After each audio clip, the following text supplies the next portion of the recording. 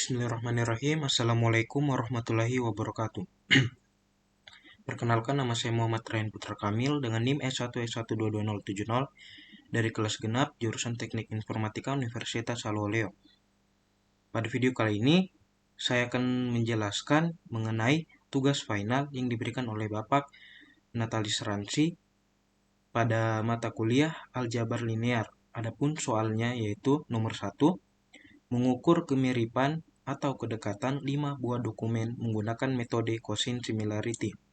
Nomor 2, citra digital, yaitu dengan mendapatkan matriks RGB, matriks grayscale beserta histogramnya, dan matriks citra biner dari suatu gambar. Nah, di sini langsung saja saya masuk di soal nomor 1, yaitu mengukur kemiripan 5 buah dokumen menggunakan metode Cosine Similarity. Nah, untuk itu saya terlebih dahulu akan menjelaskan apa itu Cosine Similarity.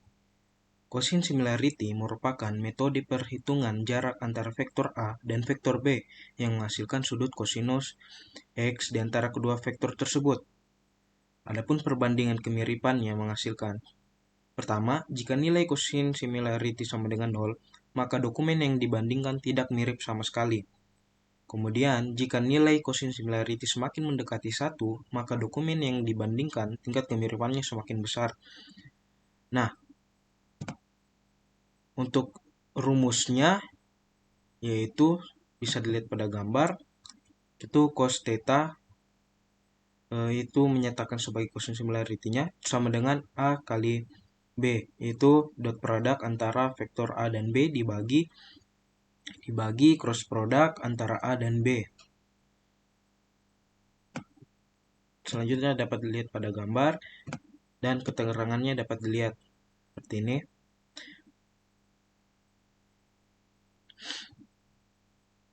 Nah, adapun langkah implementasinya yaitu 1. Siapkan 5 dokumen dengan satu dokumen berisi 1 kalimat atau minimal 10 kata. Kemudian menghitung kedekatan atau kemiripan tiap-tiap pasangan dokumen menggunakan metode Cosine Similarity total. Cosine Similarity total akan ada 10 perbandingan nilai Cosine Similarity.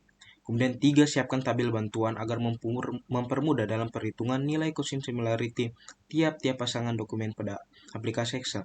Di sini telah saya sediakan Excel-nya untuk mempermudah perhitungan kemiripan dokumen ini. Dan lanjut, menampilkan tabel hasil perbandingan kedekatan dokumen yang dibuat di Excel. Kemudian terakhir menampilkan tabel kesimpulan atau kesimpulan. Sini salah. Menampilkan kesimpulan yang dibuat di Excel yang berisi urutan dari dokumen yang paling mirip hingga tidak mirip sama sekali. Nah, langsung saja di sini telah saya siapkan dokumen yang terdiri dari 5 dokumen, yaitu dokumen 1, isinya Raihan adalah salah satu nama mahasiswa dari jurusan Teknik Informatika. Kemudian dokumen 2, atau yang di sini saya tulis D2, Teknik Informatika adalah salah satu jurusan yang ada di Universitas Haloleo. Kemudian D3, Universitas Haloleo adalah salah satu universitas yang ada di Sulawesi Tenggara. Dokumen 4, Teknik Informatika adalah salah satu jurusan yang ada di Fakultas Teknik. Kemudian D5 atau dokumen 5 di Universitas Haloleo, Sulawesi Tenggara terdiri dari beberapa macam fakultas. Di sini nanti saya akan membandingkan masing-masing dokumen, jadi akan ada sebanyak 10 perbandingan. Nah, berdasarkan dari kelima dokumen ini dari setiap dokumen pastikan terdiri dari satu kalimat. Nah, per kalimatnya ini akan dibagi lagi per kata, lalu dihitung jumlah frekuensinya yang di sini dapat dilihat pada tabel yang saya telah buat, di mana dokumen 1 memiliki kata seperti ini. Pada bagian ini merupakan frekuensinya atau jumlahnya. Jadi dokumen-dokumen tadi telah dibagi per kata untuk mempermudah pengukuran kemiripan dokumennya. Nah, sesuai dengan rumus yang ada di sini, kemudian kita menentukan terlebih dahulu, yaitu pertama ini A.B-nya. Nah, di sini telah saya menggunakan Excel, yaitu ada pada tabel yang ini. Jadi hasil nilai dot dari misal dokumen 1 dan dokumen 2. Di sini saya ubah 1.2 itu berarti dokumen 1 dan dokumen 2. Nah, hasilnya seperti ini, yaitu 6, kemudian dokumen 1 dan 3 itu nilai dotnya 3, dan seterusnya bisa dilihat pada tabel. Nah, kemudian di rumus selanjutnya itu di bagian penyebut ini terdapat cross product antara A dan dokumen A dan B. Nah, di sini juga telah saya buat pada Excel. Dapat dilihat pada tabel ini dengan rumus seperti ini.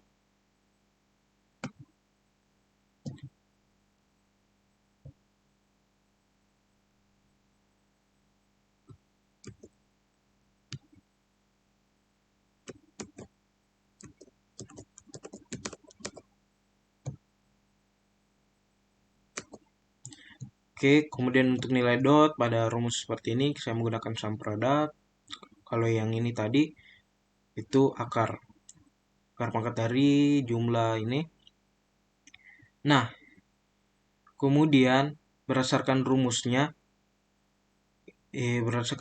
A dot B bagi cross product dari antara dokumen A dan B dapat dihasilkan atau dapat ditemukan nilai dari cosine similarity-nya, yaitu dapat dilihat pada tabel yang ada ini, yang ini itu dengan rumus seperti ini. Nah, dihasilkanlah cosine similarity-nya, misal di sini cosine similarity dari dokumen 1 dan dokumen 2 atau 1.2 yaitu 0,57, kemudian dokumen 1 dan 3 itu 0,2, dan begitu seterusnya. Sehingga kemiripan dokumen 5 buah dokumen tadi atau dengan menggunakan rumus cosine similarity-nya adalah sebagai berikut. Dapat dilihat pada tabel ini.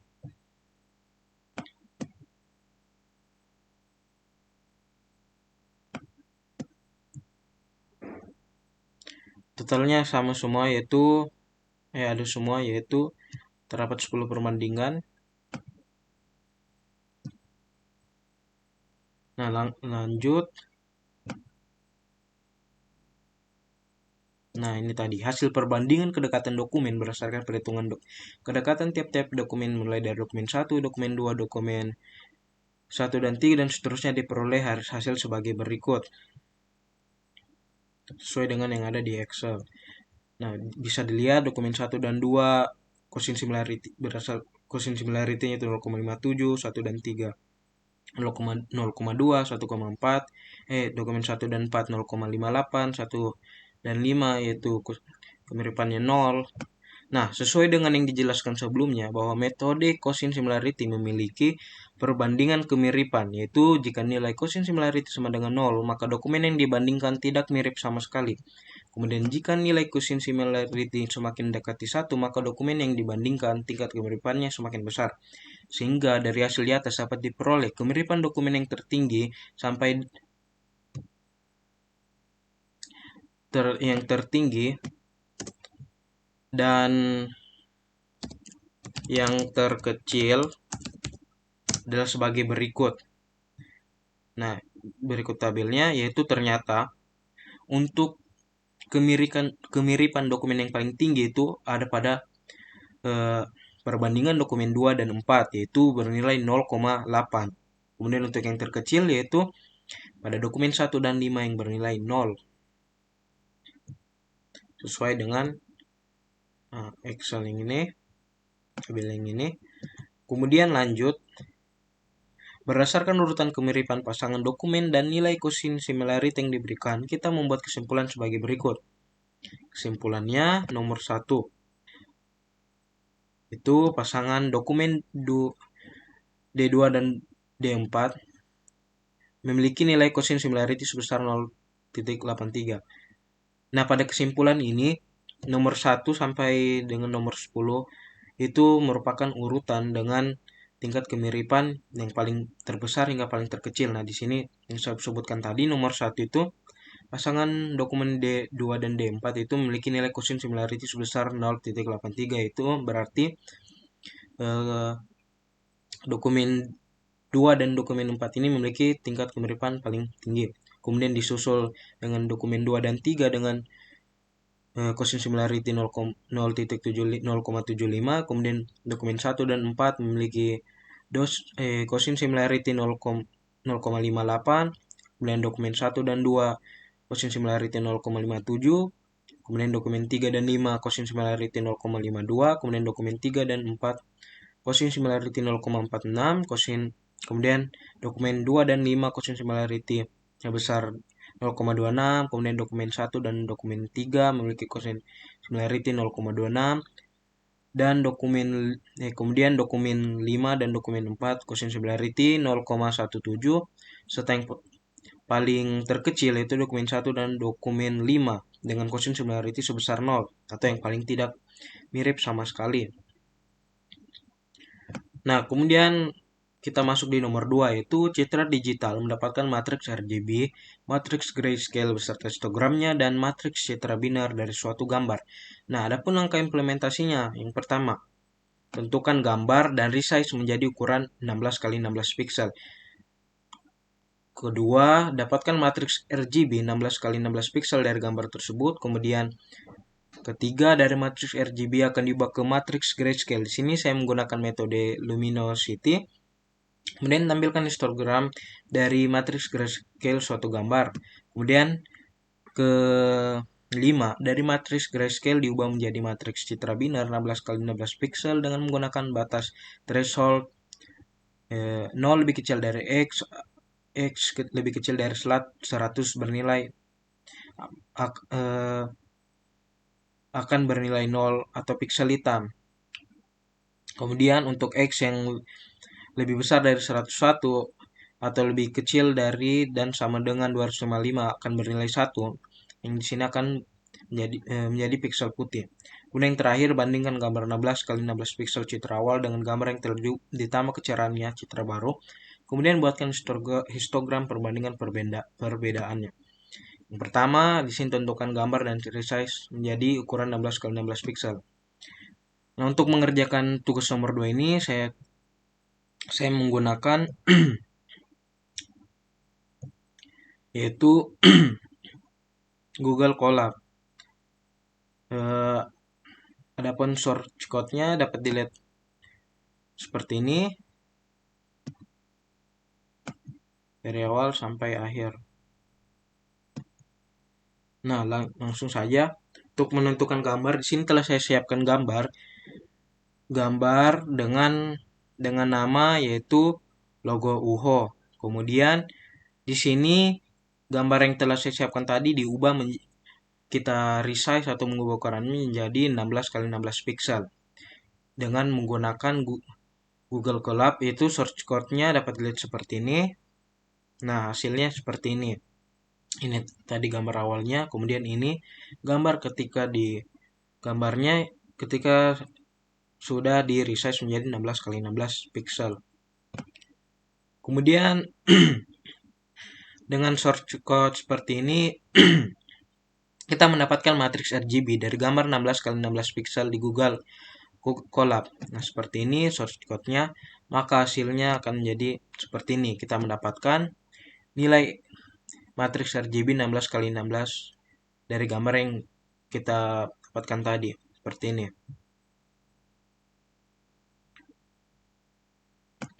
Kemudian lanjut dari matriks RGB kita ubah lagi ke matriks grayscale 16 x 16 pixel dengan menggunakan metode luminosity. Nah, untuk mengubah matriks RGB ke grayscale ini kita gunakan metode luminosity dengan persamaan, yaitu grayscale sama dengan R kali 0,21, kemudian ditambah lagi G dikali 0,72, kemudian ditambah B kali 0,07. Kemudian akan diperoleh hasil matriks grayscale-nya seperti ini. Dan juga gambar yang telah diubah ke mode grayscale itu seperti ini. Adapun source code-nya yang kita gunakan untuk mengubah matriks grayscale 16 kali 16 pixel ke mengubah matriks RGB ke matriks grayscale 16 kali 16 pixel dengan metode luminosity itu seperti ini. Masih sama kita gunakan di Google Colab.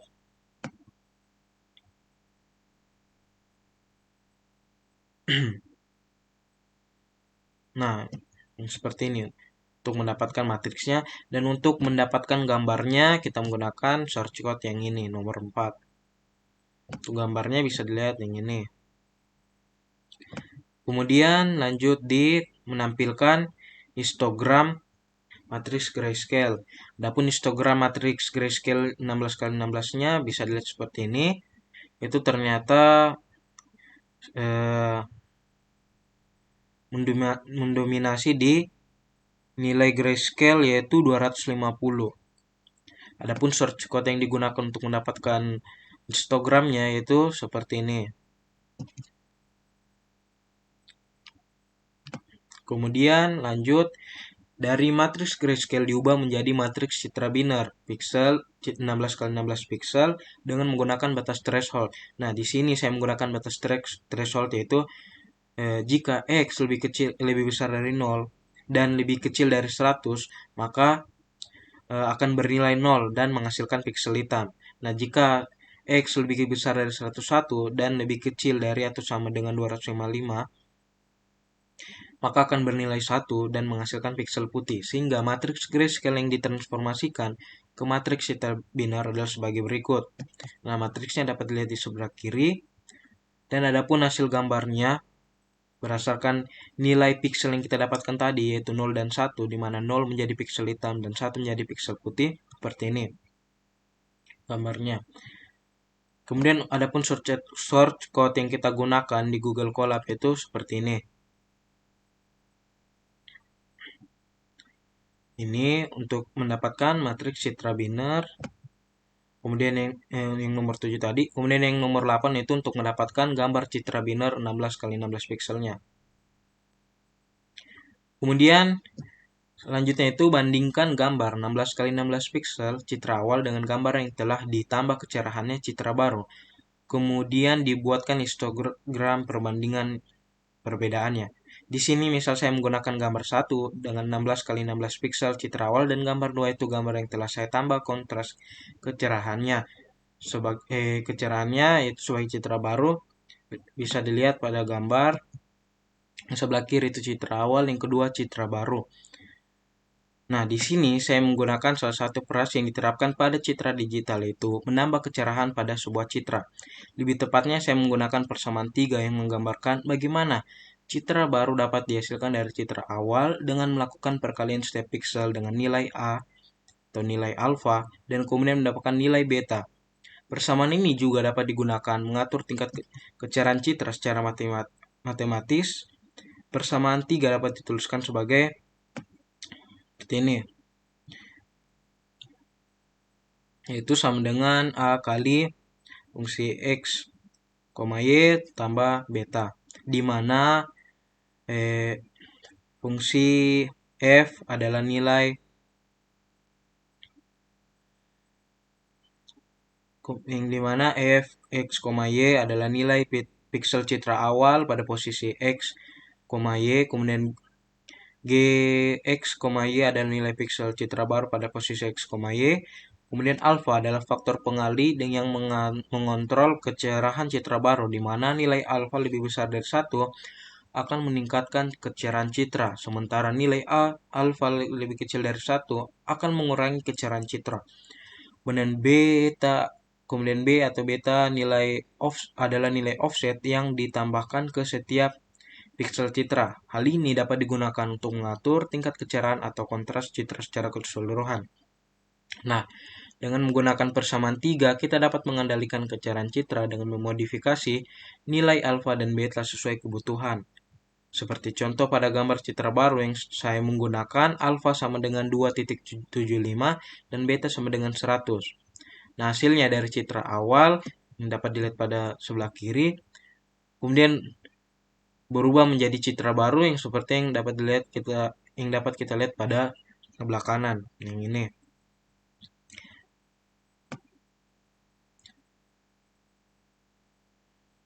Selanjutnya dapat dilihat yang ini histogram citra awal itu seperti ini, masih sama yang seperti sebelumnya, mendominasi di nilai pixel lebih besar dari 200.